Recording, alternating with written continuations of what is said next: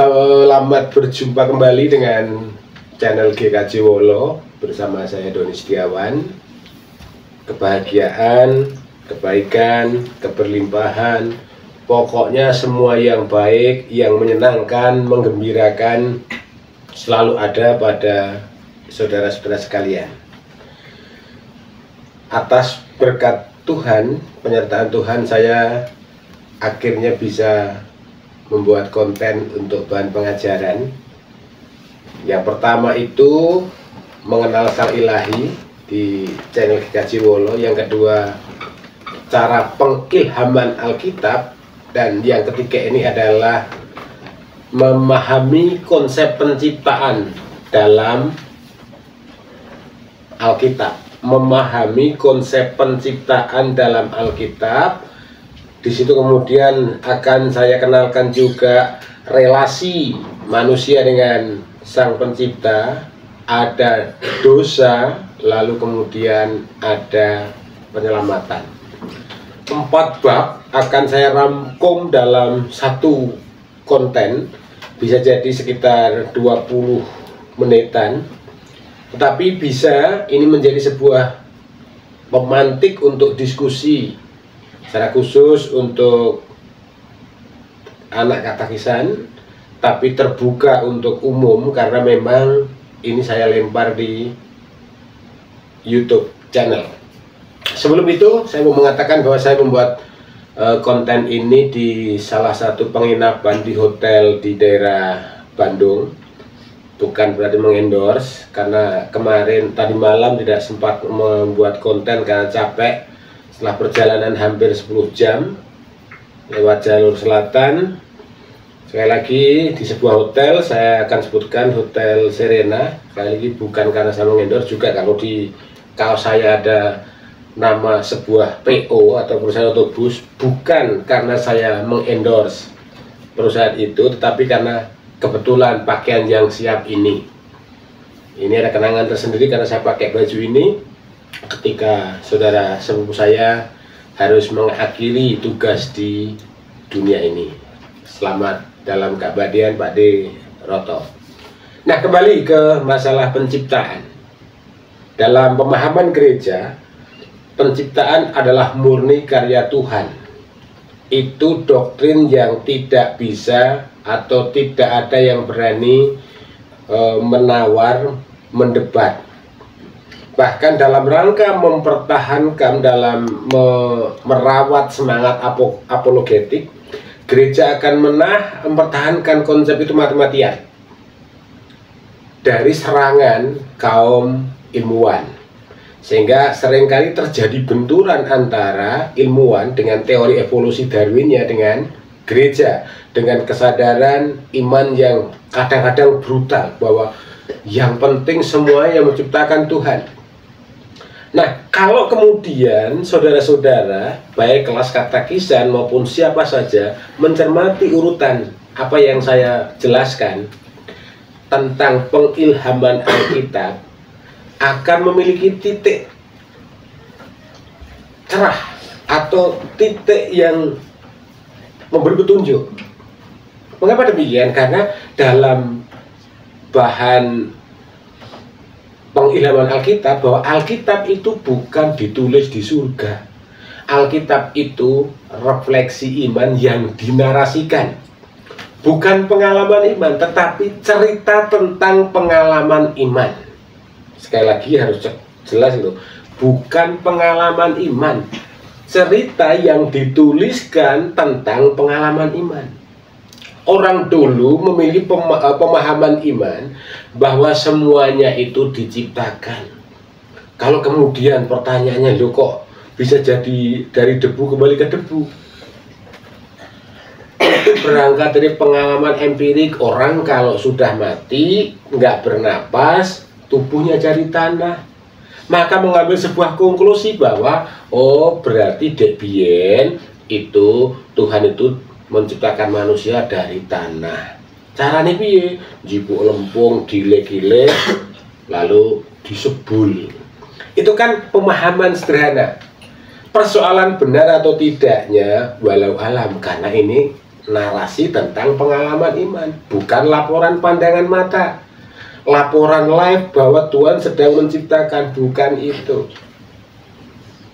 Ini jelas ya bahwa penciptaan itu dilakukan Tuhan dengan mekanisme semesta.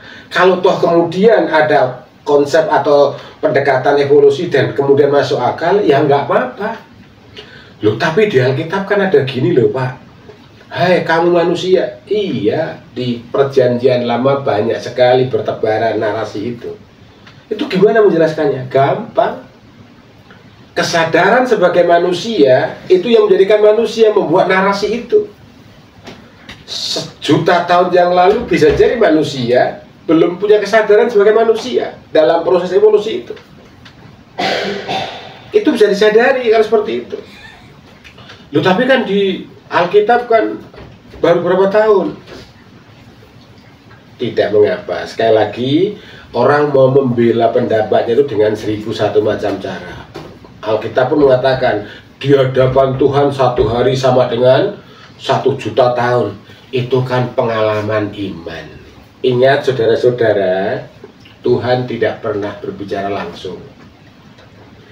Suatu waktu saya mau menjelaskan gini dengan keluarga, dengan anak-anak saya, dengan warga gereja juga. Ketika dalam sebuah pertemuan, lalu ada warga yang datang, warga itu warga yang sudah lama tidak bersama karena tempat jauh. Lalu dalam sebuah pertemuan mengatakan gini, wah puji Tuhan, saya dituntun oleh Tuhan sampai di sini. Saudara-saudara, mindset kita ketika dituntun sejak pemahaman denotatifnya adalah tangannya dipegang. Tangannya dipegang. Berjalan berdampingan, nggak mungkin yang nuntun di belakang. Oh, yang nuntun di atas itu kalau lebih tinggi tapi tetap sejajar. Tapi yang dimaksud oleh orang yang mengatakan saya bisa ketemu saudara-saudara karena dituntun Tuhan itu adalah refleksi iman. Saya ngarep nyuting sopo, dituntunnya seperti apa.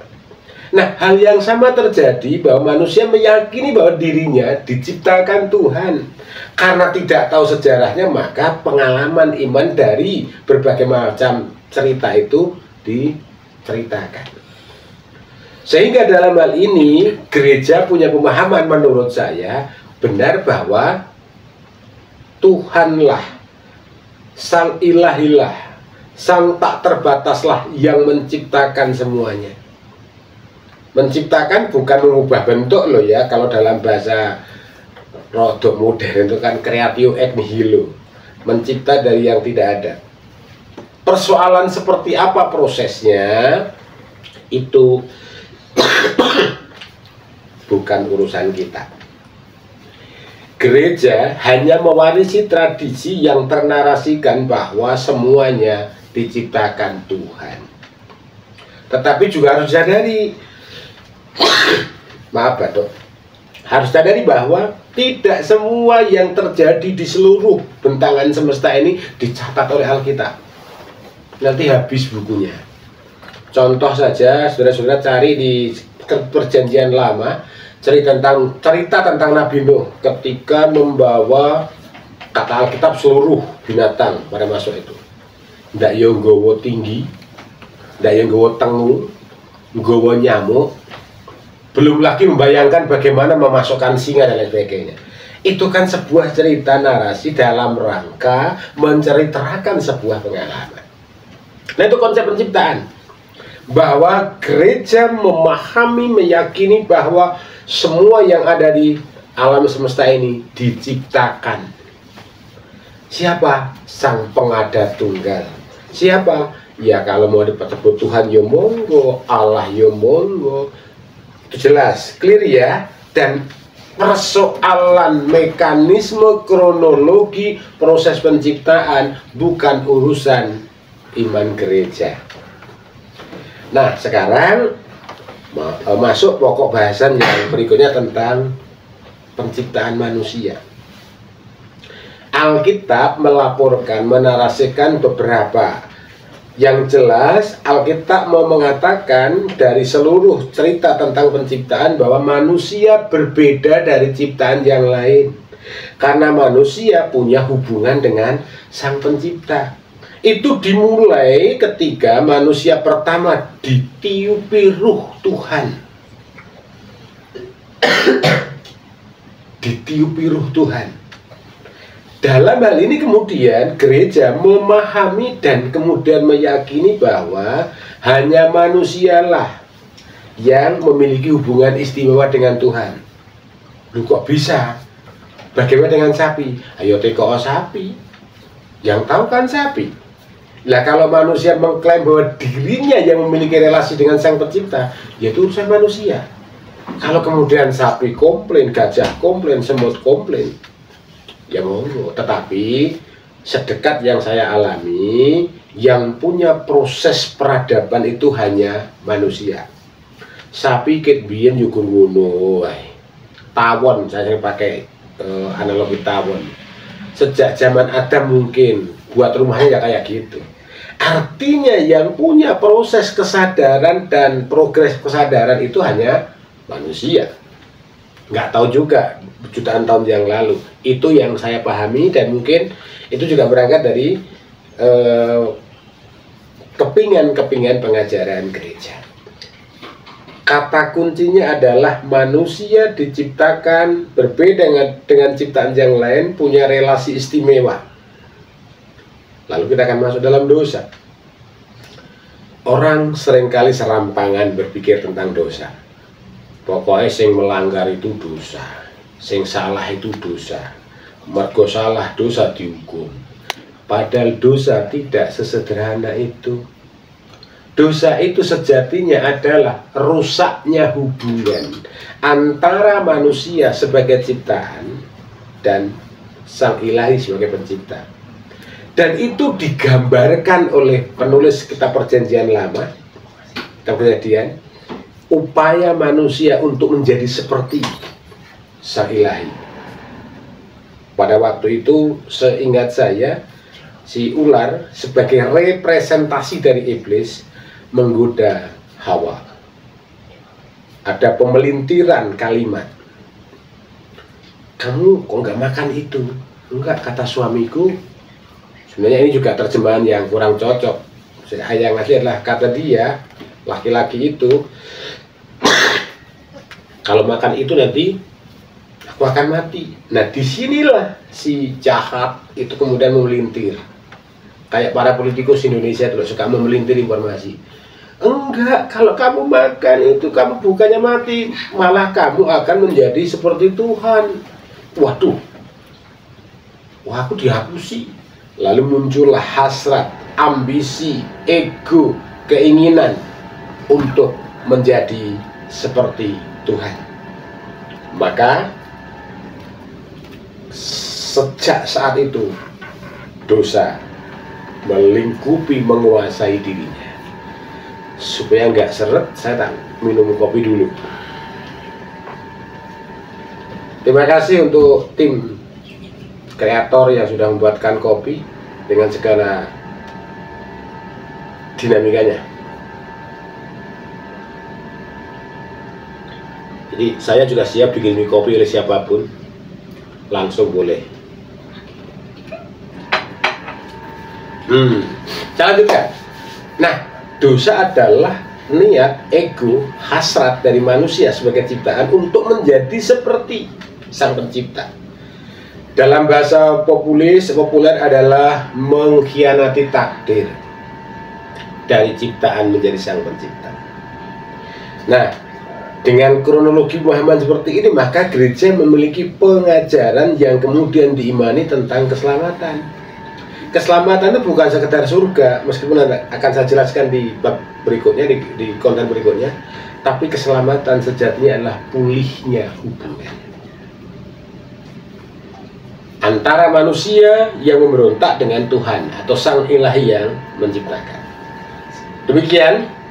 Jadi topik utamanya dalam konten ini adalah memahami konsep penciptaan dalam iman Kristen yang tertulis di Alkitab. Dari sini harapan saya adalah keterbukaan cara berpikir, tidak alergi terhadap teori-teori.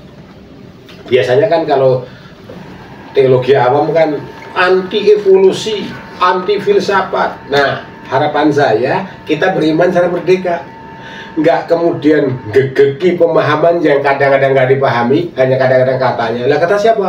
Kata Pak Pendeta dulu.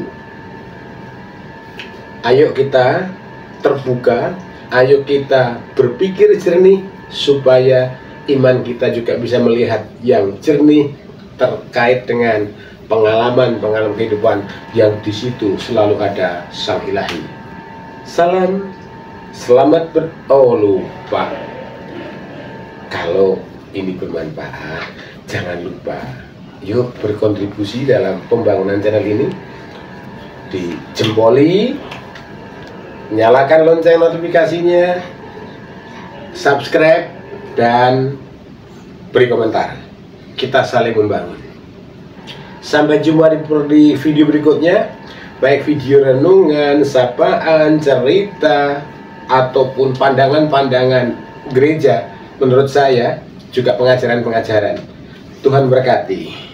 Salam.